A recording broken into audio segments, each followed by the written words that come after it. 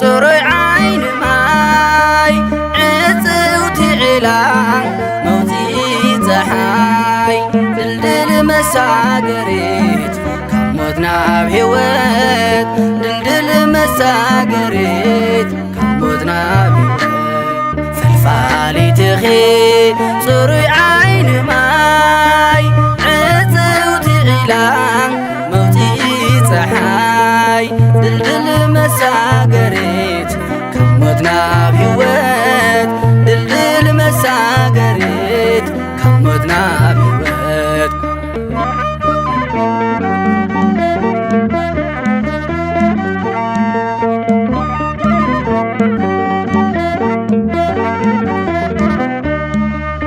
ኣይርስዖን ኣነስ ሰሎሞን ዝበሎ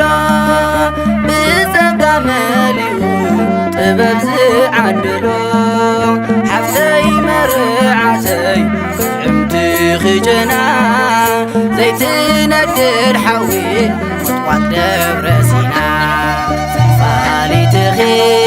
ጽሩይ ዓይኒ ማይ ዕጽውቲ ዒላን መውፂእ ፀሓይ ድልድል መሳገሪት ካብ ሞት ናብ ሕይወት ድልድል መሳገሪት ካብ ሞት ናብ ሕይወት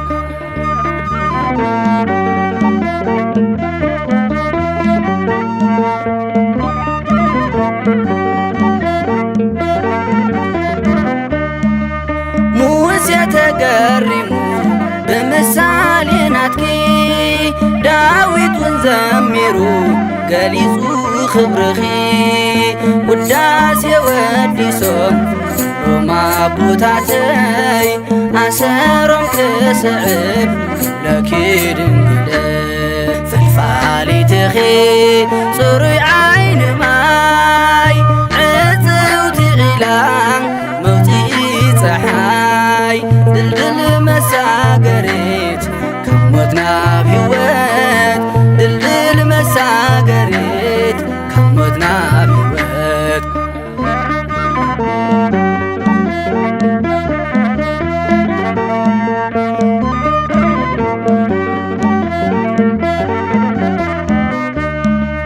ክብረይኺ ድንግል ስልማት ሕይወተይ ኣብ ግዜ ሓዘነይ መጸናዕኒዕተይ ናይ ዓለም ፈተና የሸንፈኒ ጽላል ክምርለይ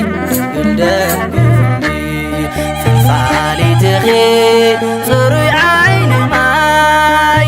ዕጽውቲ ዒላን መውፂእ